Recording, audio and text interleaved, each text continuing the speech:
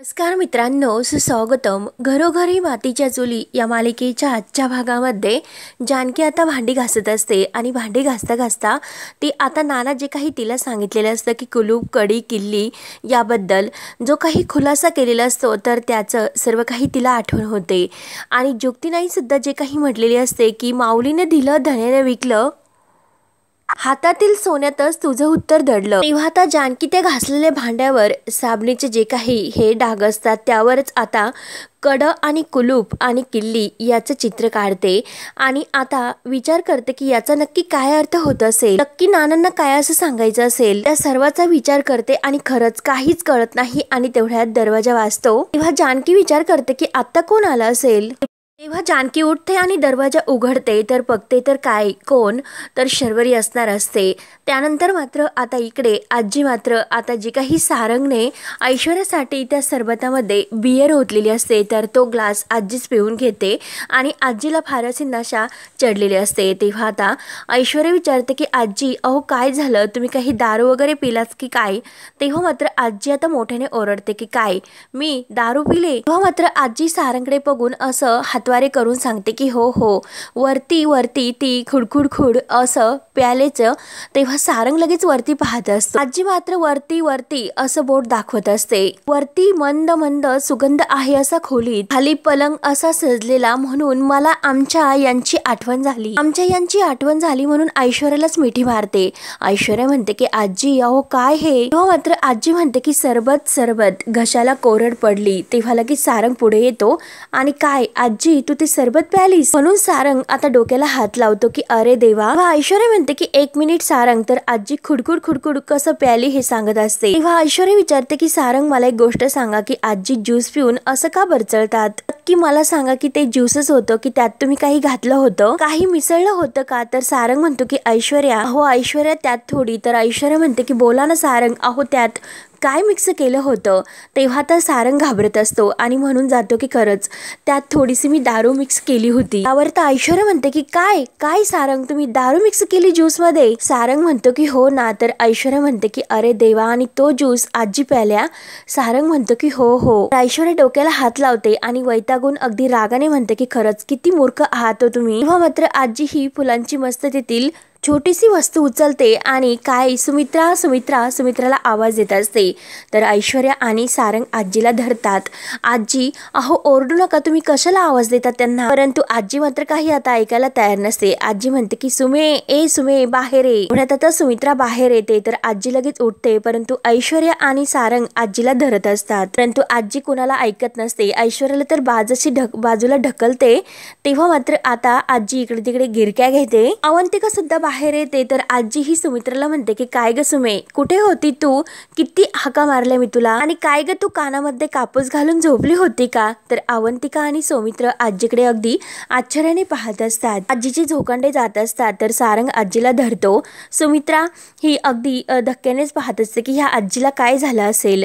आजी ही सुमित्राला विचारत होते की काय ग सुमित्रा, झोपली होतीस. तेव्हा सुमित्रा म्हणते की अगं तू असं का वागतेस, हालतेस डुलतेस, काय झालं. तेव्हा आजी नशेमध्ये म्हणते की हो, मला आवडतं असं हलायला, पण मी तुला सांगून ठेवते की हे बघ मला. आणि ऐश्वर्याकडे अगदी संशयाने पाहत असते. मला ही ऐश्वर्या नाही आवडत असं जेव्हा म्हणते तेव्हा आता अवंतिका आणि सौमित्र लगेच अगदी पाहायला सुरुवात करतात की आजी नक्की हे काय म्हणते. तेव्हा सारंग म्हणतो की आजी. तर ऐश्वर्या म्हणते की आजी, अहो काय बोलतात तुम्ही हे सर्व. तेव्हा आजी अगदी जोराने ओरडते की गप्प बस ऐश्वर्या, चुप्प बस. ही सारखी म्हणत असते की मी जे काही करेन तर माझं नाव ऐश्वर्या नाही, मी अमुक करेन तर माझं नाव ऐश्वर्या नाही. आणि आता बघा की ही ऐश्वर्या काय करते. तेव्हा मात्र आता ऐश्वर्या खूपच घाबरते आणि सारंग सुद्धा. जी म्हणते की अगं तुझं नाव ऐश्वर्या नको, आपण तुझं नाव बदलूयात, म्हणजे तुझं नाव मंदाकिनी ठेवूयात. ऐश्वर्या म्हणते की काय मंदाकिनी. तेव्हा सारंग म्हणतो की हे बघ आजी, अगं चल तू माझ्यासोबत चल, हे सर्व काही आहे ना मंदाकिनी, ऐश्वर्या हे सर्व काही राहून दे, चल बरं तू माझ्यासोबत खोलीमध्ये. तेव्हा आजी म्हणते की काय रे, मी खोलीमध्ये येऊन काय करू. अरे त्यापेक्षा तू हिला आणि लगेच ऐश्वर्याच्या हाताला धरते आणि ऐश्वर्याला घेऊन जा असे म्हणते. सारंगच्या अंगावर ते ऐश्वर्याला ढकलून देते. तर सारंग म्हणतो की आजी अगं असं काय करतेस. तेव्हा आजी म्हणते की हो हो थांब मी पाळणा आणायला जाते. अरे पाळणा मग आपल्या घरामध्ये छान असा गुंडू येईल. तेव्हा अवंतिका आणि सौमित्र एकमेकांना खुणावतात आणि हसतात सुद्धा. तेव्हा सारंग आजीवर ओरडतो की आजी, परंतु आजी मात्र अगदी बाळाचा रडण्याचा आवाज काढते. तेव्हा ऐश्वर्या म्हणते की सारंग अहो काय हे. तेव्हा मात्र आता आजी म्हणते की हे बघ ऐश्वर्या तू त्याची साथ दे बर का, नाहीतर मी तुझं पितळ उघडं पाडील. हे बघ एक डील ठेवून नाहीतर एक अशी मारील. म्हणून ती आपला हात वर उचलते. तेव्हा मात्र आता ऐश्वर्याची बोलती बंद होते. ऐश्वर्या खूपच घाबरते. तर सुमित्रा तोंडाला हातच लावते. तेव्हा अवंतिकाला तर तीच संधी लागत असते. अवंतिका लगेच पुढे येते आणि काय आजी ऐश्वर्याचं पितळ उघडं पाडताना तुम्ही. आजी म्हणते की हो हो. तेव्हा अवंतिका विचारते की काय हो आजी काही ती लपवतेस का, सांगा ना सांगा आजी. तेव्हा सौमित्र सुद्धा पुढे येतो आणि सौमित्र म्हणतो की हो ना आजी सांग ना मला ती काय लपवतेस ते. परंतु ऐश्वर्या लगेच आजी समोर येते आणि काही नाही आजीला बाजूला घेते आणि हे बघा काहीच नाही आजी अहो शांत असं ती तोंडावर बोट ठेवून आजीला शांत राहायला सांगते. परंतु आजी मात्र काही आता ऐकणारी नसते. आजी ही जोरात ऐश्वर्यावर ओरडते की हो तिकडे. ऐश्वर्या आणखीनच घाबरते. त्यावर आता आजी म्हणते की हे बघा आज सगळेजण संगीत नाटकाला जमल्यासारखे सगळे प्रेक्षक एकत्र जमलेले आहेत. त्यामुळे हे बघ ऐश्वर्या आज मात्र मी तुझा ढोल वाजवणारच आहे. तेव्हा आता सारंग तर खूपच घाबरतो आणि सुमित्रा तर अगदी धक्क्यानेच बघत असते आणि सौमित्र अवंतिका यांना तर खूप असा आनंद होत असतो की आजी ऐश्वर्याला म्हणतच असते की आज मी तुझं पितळ उघडं पाडणारच आहे. तेव्हा आजी ही सुमित्रा जवळ येते आणि सुमित्राला म्हणते की सुमित्रा अगं तुला माहिती आहे का ही. परंतु आजीच्या तोंडाचा आता दारूचा वास आल्यामुळे सुमित्रा लगेच तोंड दाबते आणि काय आई अगं काय हे. अगं तुझ्या तोंडाला तर दारूचा वास येतोय. पदराने आपलं तोंड असं झाकून घेते आणि काय ग अगं बाई आई अगं तू दारू प्यालीस की काय. तेव्हा आता आजी ही सुमित्रावरच ओरडते. सुमित्राला म्हणते की कोण म्हणतंय हट अगं दारू नाही पिले अगं मदिरा सारंगच्या खोलीमध्ये ठेवली होती. अगं तू पण घे सुमित्रा आपण चल सारंगच्या खोलीमध्ये जाऊयात आणि थोडी घेऊयात. त्यावर आता सुमित्रा सारंगलाच विचारते की सारंग अरे आई काय बोलतेस, आपल्या घरात दारू कशी आली. म्हणजे सारंग तू दारू पितोस की काय. परमेश्वरा अरे काय हे. म्हणून सुमित्रा डोकं ही मारून घेत असते. तर आता ऐश्वर्या म्हणते की नाही आई तसं काही नाही हे दारू नाही पीत. तेव्हा सारंग म्हणतो की नाही आई अगं आजी काही पण म्हणते काहीतरी वेगळं प्याली असेल. तेव्हा ऐश्वर्या म्हणते की हो बरोबर. तेव्हा मात्र अवंतिका आणि सौमित्र एकमेकांकडे पाहत असतात. तर सुमित्रा म्हणते की काय रे हे आता हिला काही झालं तर काय करणार आहोत आपण, जरा हिच्या वयाचं भान ठेवायचं होतं ना तुम्ही. त्यावर आता आजी ही जोरात ओरडते की कोण म्हणतं माझं वय झालं म्हणून. अभि तो मैं जवान हो असे अगदी डुलक्या खात आजी बोलायला सुरुवात करते. इकडे तिकडे धावते. तर सारंग तिच्या मागे धरत असतो. सुमित्राच्या हाताला धरते आणि तिला अगदी असं फुगडी खेळण्यावर तिच्या हाताला धरून गोल गोल गिरक्या घेते. फू बाई फू फुगडी फू असं म्हणून आता आजी सुमित्रा बरोबर फुगड्या खेळायला सुरुवात करते. आता सारंग आणि सुमित्रा हे आजीला धरतात आणि आज चल. सुमित्रा म्हणते की हे बघ आतमध्ये गेल्यानंतर आता काहीही बोलायचं नाही. म्हणून ते आजीला आतमध्ये घेऊन जातात. तर ऐश्वर्या इतकी घाबरलेली असते आणि आजी मात्र आता आतमध्ये गेल्यानंतर काही म्हणते की काय याची ऐश्वर्याला भीती वाटत असते. तेव्हा आता सौमित्र लगेच पुढे येतो आणि म्हणतो की काय मंदाकिनी वहिनी अगं आज जर आजीने तुझं पितळ उघडं पाडलं असतं तर तुझा कायमचा संगीत नाटकावर पडदा पडला असता. थोडक्यासाठी राहिलं. तेव्हा मात्र आता ऐश्वर्या रागाने पाहत असते. तर अवंतिका म्हणते की इट्स ओके सौमी अरे अशा मोमेंट्स या वारंवार येतच राहतील नाही का ऐश्वर्या. तेव्हा ऐश्वर्या अवंतिकाकडे रागाने पाहत असते. तर अवंतिका म्हणते की ऐश्वर्या हे बघ असे टक लावून तू माझ्याकडे बघू नकोस. मी सुंदरच दिसते. तू माझ्या ऐवजी सारंग भाऊजींकडे बघ. अगं लक्षात आहे ना घरी एक असा गुंडूस यायला पाहिजे ना. अगदी गुलू. आता दोघेही ऐश्वर्यावर खूप असे हसत असतात. तर ऐश्वर्या आता अगदी रागाने यांच्याकडे पाहत असते आणि काही एक उत्तर देता शेवटी रूम मध्ये निघून जाते. त्यानंतर आता सकाळ होते. तर दुसऱ्या दिवशी सकाळी आजी मस्त घोरत असते आणि घोरता अचानक तिला जाग येते आणि ती उठून उभी बसते आणि पाहते आणि डोक्याला हात लावते की अरे देवा अगं बाई काय हे डोकं जड झालंय. असं वाटतं की कानात कोणीतरी असं झाकझाक करतय आणि डोक्यामध्ये ढोलताशा असा गडगडतोय. अरे देवा बाई काय हे डोकं जड झालं. आणि तेवढ्यात सुमित्रा आत येते. तर आजी म्हणते की सुमित्रा. तर सुमित्रा म्हणते की आई आणि पिशील का तू पुन्हा सरबत असं विचारते. तेव्हा आजी म्हणते की काय सरबत. तेव्हा सुमित्रा म्हणते की नाही चुकलं अगं मदिरा. आजी विचारते की मदिरा अगं म्हणजे काय. तर आता सुमित्राने तिच्यासाठीचे सरबत आणलेलं असतं. तर आजी ते हातात घेऊन सुमित्राला हे सर्व विचारत असते की काय ग मदिरा, कोणता हा प्रकार. तेव्हा सुमित्रा म्हणत असते की अगं काल जे काही तू चुकून प्यालीस ना त्याच्यामुळे इतकी गडबड झाली, डोकं दुखतंय. तर आजी म्हणते की हो ग हो, सारंगच्या खोलीमध्ये शिरले आणि नको ते गडबड करून ठेवली. तेव्हा सुमित्रा म्हणते की अगं गडबड तर झाली परंतु नको तेवढी बडबड सुद्धा तू केली. मी म्हणते की कशाला हे उद्योग तू सारंगच्या डोक्यात सुद्धा नको ते भरवलं आणि त्याच्यामुळे आज आपल्या घरात पहिल्यांदा दारू आली. तेव्हा आजी म्हणते की काय दारू, सरबतात दारू टाकली होती. तेव्हा सुमित्रा म्हणते की हो हो आणि नेमकं तू तेच प्यालीस. तेव्हा आजी म्हणते की हो हो तरी ती चव वेगळी लागत होती. अरे देवा खरंच चुकलंच माझं, मी सारंगला नको ते सल्ला द्यायला गेले आणि मीच मात्र त्याच्यामध्ये फसले. आणि म्हणते की हो सरबताची चव मात्र फार छान होती.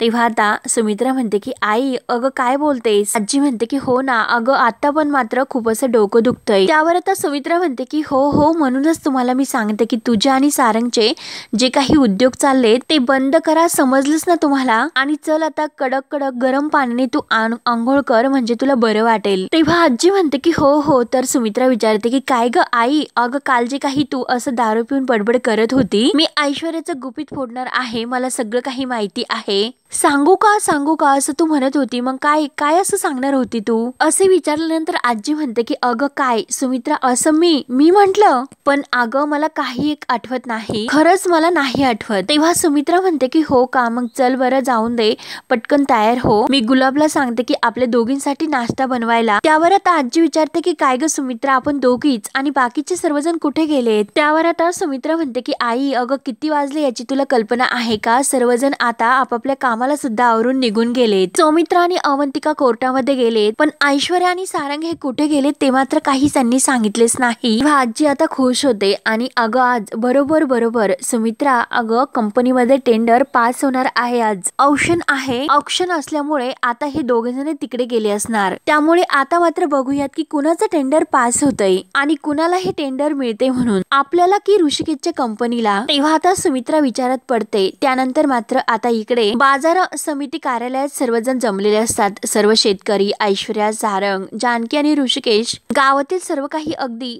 शेतकरी आणि जे काही आहे मोठमोठे अधिकारी सर्वजण एकत्र येतात. तर जानकी आणि ऋषिकेश एकमेकांकडे पाहत असतात, परंतु ऐश्वर्या मात्र अगदी दिमाखात जानकी आणि ऋषिकेश या दोघांकडे पाहत असते, कारण तिला असं वाटत असतं की काही झालं तरी आता मात्र हे टेंडर आपणच जिंकणार आहोत. सर्वांमध्ये आता कुजबूज सुरू असते की नक्की आता हे टेंडर कुणाला मिळणार आहे ते. आणि तेवढ्यात मात्र आता लगेच आता जे अध्यक्ष असतात तर ते आता म्हणायला सुरुवात करतात की आज आपण येथे का जमलो आहोत की जे काही बाजार समिती 2 कंपन्यांनी टेंडर काढलेलं आहे त्याचा आपण कोटेशन करणार आहोत. तेव्हा मात्र आता जे काही समितीचे अध्यक्ष असतात तर ते म्हणतात की मंडळी या कोटेशन बद्दल भरपूर असे अर्ज आलेले आहेत, परंतु या कोटेशन साठी आम्ही फक्त सगळ्यात भारी 2 कंपन्यांची निवड केलेली आहे. त्या 2 कंपनीची नावं आहेत. तर पहिली म्हणजे सुमित्रा एंटरप्राइज कंपनी. तर सारंग ऐश्वर्या एकमेकांकडे बघून हसतात आणि सयाजीराव हसतो. तर आता लगेच अध्यक्ष पुढे म्हणतात की दुसरी आहे ही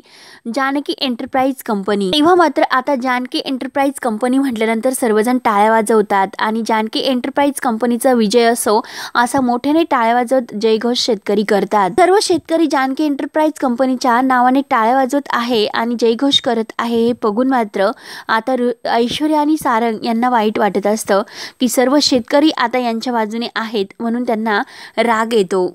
सर्वजण टाळ्या वाजवत असतात. ऋषिकेश दादांचा विजय असो म्हणून आता जयघोष करतात आणि सर्व शेतकरी अगदी आता जानकी ऋषिकेशच्या बाजूने खंबीरपणे उभे असतात. आणि आता ऐश्वर्या आणि सारंग यांना मात्र खूप असा जळफळाट होत असतो. तेव्हा आता थोड्या काही मिनिटांमध्ये आपण निकाल जाहीर करणार आहोत असं आता अध्यक्ष सांगतात. तेव्हा मात्र आता जानकीने देवाला हात जोडलेले असते आणि देवाला नमस्कार करते. तर ऐश्वर्या अगदी खुश होऊन जानकीला म्हणत असते की हे बघ असं हात जोडल्याने काही होत नसतं, त्याचा काही उपयोग होणार नाही तसेही तुम्ही दोघे रिकाम्या हातानेच घरी जाणार आहात। तेव्हा सारंगला मात्र अगदी हसू येत असतं। ऐश्वर्या जानकीला म्हणत असते की भलेही तुझ्या नवऱ्याने कंपनीला तुझं नाव जरी दिलं असलं त्यामुळे तू मात्र स्वतःला मालकीन समजू नकोस, तुझी लायकी तर गाडी पुसायचीच आहे आणि तीच आहे। तेव्हा ऋषिकेश सुद्धा रागाने ऐश्वर्याकडे बघत असतो आणि बाय द वे कोटेशन आमचंच फायनल होणार आहे असं आता ऐश्वर्या अगदी ताट मानेने म्हणत असते आणि त्याच्यासाठी मी काय काय फिल्डिंग लावली हे तुम्हाला माहिती नाही। तेव्हा आता ऋषिकेश अगदी धावतच उठवायला सुरुवात करतो आणि ऐश्वर्या धावून जाणार तोच लगेच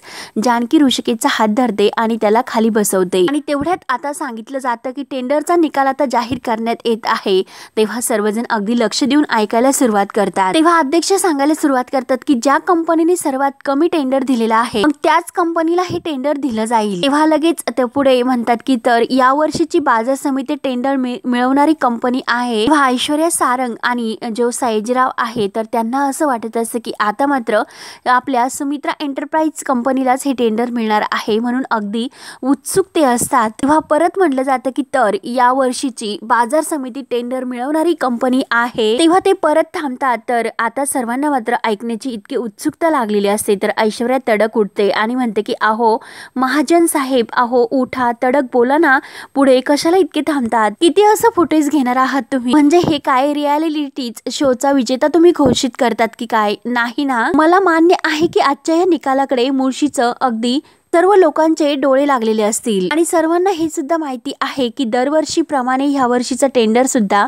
सुमित्रा एंटरप्राइज कंपनीलाच मिळणार। आता महाजन सर अगदी ऐश्वर्याकडे अगदी असे वेगळ्या दृष्टीने पाहत असतात। तेव्हा आता ते परत ऐश्वर्याचं ऐकल्यानंतर म्हणतात की बसा बसा ऐश्वर्या मॅडम, अहो तुम्ही बसून घ्या, शांत राहून जल्लोष करण्याची संधी ही विजेत्याला मिळणारच आहे। तेव्हा ऐश्वर्या खाली बसते तर आता महाजन हे सर पुढे म्हणतात की फक्त 2 रुपयाच्या फरकाने आता हे टेंडर मिळणार आहे। तेव्हा ऋषिकेश आणि जानकी या दोघांनी एकमेकांच्या हातामध्ये हात दिलेला असतो आणि जानकीचा पूर्णपणे देवाचा धावा सुरू असतो। जानकीने अगदी डोळे झाकून घेतलेले असतात तर ऐश्वर्या आणि सारंग एकमेकांकडे बघून तर अगदी खुश असे इतके खुश होत असतात। ऐश्वर्याला वाटत असतं की नक्की आता सुमित्रा एंटरप्राइज कंपनीला हे टेंडर मिळेल, परंतु आता मात्र महाजन सर पुढे म्हणतात की हो आता हे टेंडर मिळत आहे जानकी एंटरप्राइज कंपनीला। असं म्हटल्यानंतर मात्र आता सर्व शेतकरी अगदी इतके खुश होतात आणि टाळ्यांचा गडगडाट करून अगदी जल्लोष करतात, परंतु ऐश्वर्या आणि सारंग या दोघांचा चेहरा अगदी बघण्यासारखा होतो। ऋषिकेश आणि जानकी या दोघांना इतका आनंद होतो तर ऋषिकेश म्हणतो की यस यस आणि जोरात तो उठतो। तेव्हा आता गावात बायका सुद्धा अगदी नाचायला सुरुवात करतात। ढोल ताशांच्या तालावर अगदी सर्वजण जानकी एंटरप्राइज कंपनीला मिळालेले यश बघून अगदी खुश होतात, परंतु ऐश्वर्या तर लगेच तडक उठते आणि डायरेक्ट स्टेजवर येते आणि ह्या सर्वांकडे पाहत असते। तेव्हा आता ऋषिकेशने तर जानकीला उचलूनच घेतलेलं असतं आणि अगदी दोघेही एकमेकांच्या मिठीत आपला आनंद अगदी साजरा करत असतात। सर्व गावातील शेतकरी, बायका हे सर्वजण इतके आनंदाने टाळ्या वाजवत असतात आणि नाचायला सुरुवात करतात। अगदी जयघोष आता एकदा प्रकारचा जल्लोष येथे होत असतो। तेव्हा मात्र आता ऐश्वर्या ही जोरात ओरडते की एक मिनिट। ऐश्वर्या लगेच म्हणते की हे बघा, आम्हाला हा निर्णय मान्य नाही। तेव्हा आता बाजार समितीचे जे काही अध्यक्ष असतात तर ते म्हणतात की हे बघा, आजपर्यंत बाजार समितीचा घेतलेला निर्णय कोणी अमान्य नाही केलेला आणि सयाजीरावांना सांगतात की सयाजीराव तुम्ही तुमच्या मुलीला समजावा। तेव्हा मात्र आता सयाजीराव ऐश्वर्याला शांत राहायला सांगतात आणि सारंग सुद्धा ऐश्वर्याला म्हणतो की शांत हो, परंतु ऐश्वर्या इतकी भडकलेली असते आणि म्हणते की एक मिनिट सारंग तुम्ही शांत राहा। तर आता लगेच म्हणते की हे बघा, परंतु सारंग तिला पुन्हा म्हणतो की ऐश्वर्या आपण असं नाही करू शकत। तेव्हा आता ऐश्वर्या रागाने सारंगकडे तर पाहतेच आणि परत सर्वांना म्हणते मला तुमच्याशी काही इश्यू नाही, पण मी तुम्हाला सांगते नक्की काहीतरी गडबड आहे, कारण मला माहिती आहे की यांच्यापेक्षा आम्ही कमी पैसे हे कोटेशन केलं होतं। तेव्हा मात्र आता ऐश्वर्या जे काही आहे ते खरं बोलून जाते आणि आता सर्वजण अगदी एका म्हणजे आवाजच सर्वांचा असा हे जल्लोष होत असतो की या ऐश्वर्याने काहीतरी घोटाळा केला म्हणून। तेव्हा आता असं म्हटल्यानंतर आता ते महाजन साहेब आहे तर ते म्हणतात की ऐश्वर्या, अहो गडबड गडबड तर तुमच्या बोलण्यामधून दिसते आणि काय हो त्यांच्या कोटेशन बद्दल तुम्हाला कसं माहिती असं विचारतात तर जानकी आणि ऋषिकेश यांना खूप असं हसायला येत असतं। तेव्हा आता जे अध्यक्ष असतात तर ते ऐश्वर्याला म्हणतात की मॅडम एवढ्या खात्रीने तुम्ही कसं सांगू शकतात की तुमचं कोटेशन कमी होतं म्हणून। त्यावर आता ऐश्वर्या म्हणते की मला ते माहिती असू शकतं, तुम्ही सांगू इच्छिता का यांचं जे काही कोटेशन आहे ते लो कोटेशन आहे म्हणून। तेव्हा आता लगेच एंटरप्राइज कंपनीचं कोटेशन आणि जानकी एंटरप्राइज कंपनीचं आणि सुमित्रा एंटरप्राइज कंपनीचं जे कोटेशन आहे तर ते ऐश्वर्याला दाखवण्यात येतं आणि तुम्ही तुमच्या डोळ्यांनीच बघा की येथे काय आहे ते। तेव्हा ऐश्वर्या दोन्ही कोटेशन कंपनीचे कागद चेक करते तर आता मात्र सारंग सुद्धा अगदी डोकावून पाहत असतो तर ऋषिकेश आणि जानकी हे एकमेकांकडे अगदी हसून पाहत असतात। तेव्हा महाजन साहेब म्हणतात की ऐश्वर्या ताई अहो जानकी एंटरप्राइज कंपनीने तुमच्यापेक्षा 2 रुपयांनी कोटेशन कमी केले, त्यामुळे यावर्षीचं टेंडर त्यांनाच देण्यात येत आहे आणि हा आमचा अंतिम निर्णय आहे आणि तोच राहील। तेव्हा मात्र आता ऋषिकेश जोरात त्या ढोलताशांना म्हणतो की वाजवा रे।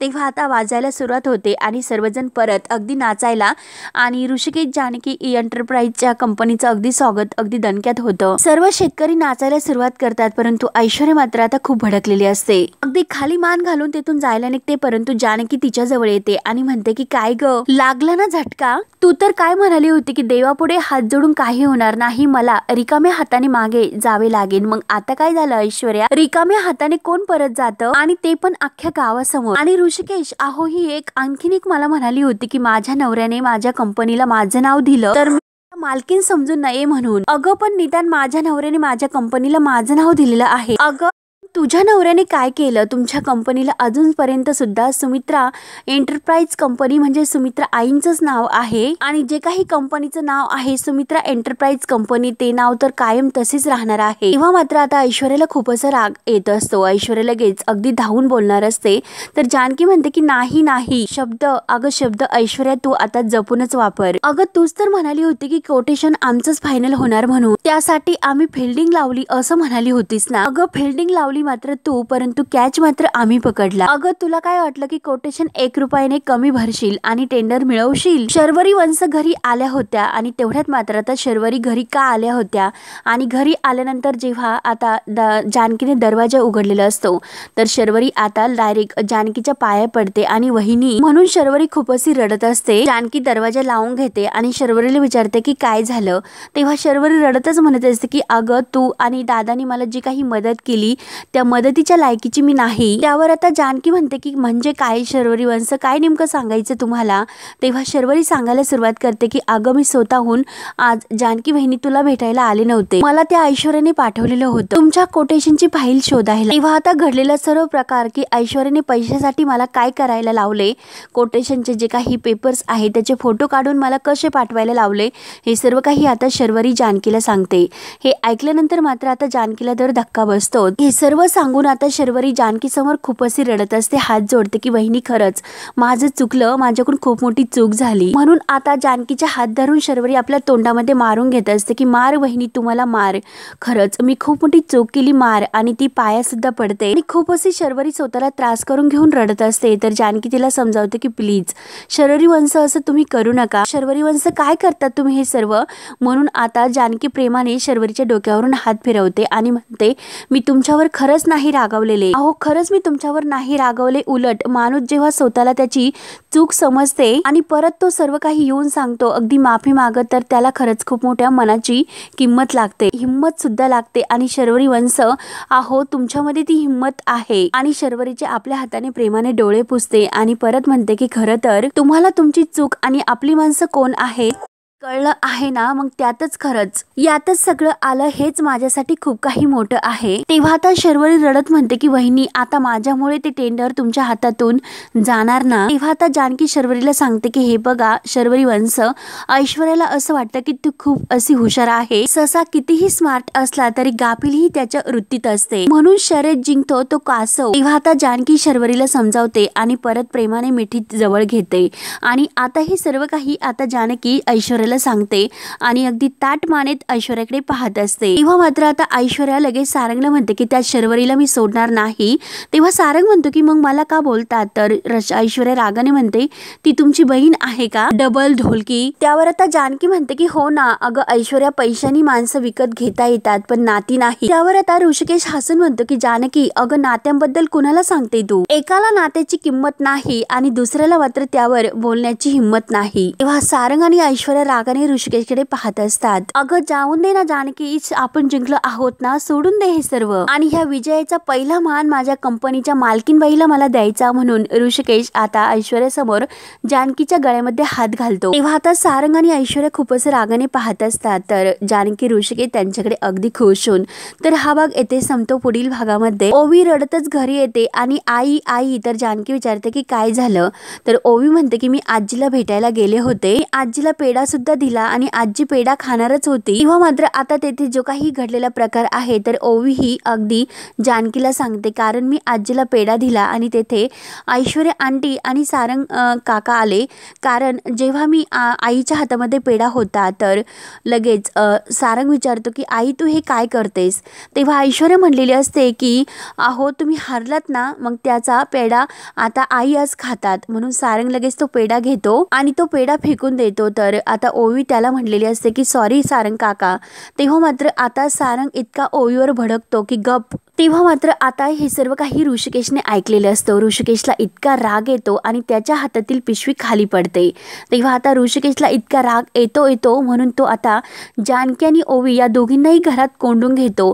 तर जानकी आता हात जोडून विनवण्या करत असते की डोक्यात काही आता राग घालून वेडवाकडं करू नका, म्हणून जानकी आता ऋषिकेश समोर हात जोडत असते। परंतु आता मात्र ऋषिकेशने दरवाजा लावून घेतलेला असतो आणि तो डायरेक्ट आता आशीर्वाद बंगल्यावर येतो आणि जोरात सारंग सारंग असे ओरडतो। तर सारंग समोरच असतो, सारंग तू बाहेर ये बाहेर ये। तेव्हा मात्र आता सुमित्रा ऐश्वर्या आणि सारंग तेथेच असतात। तर इकडे जानकी ओवीला घेऊन बसलेली असते अगदी मिठीत आणि आता मात्र ऋषिकेशच्या हातून काही अनर्थ घडायला नको म्हणून जानकी देवाला हात जोडते आणि तिला आता अशी खूप भीती वाटत असते की तेव्हा आता नक्की पुढे काय होतं हे पाहण्यासाठी आपल्या चॅनलला नक्की सबस्क्राईब करत राहा। धन्यवाद।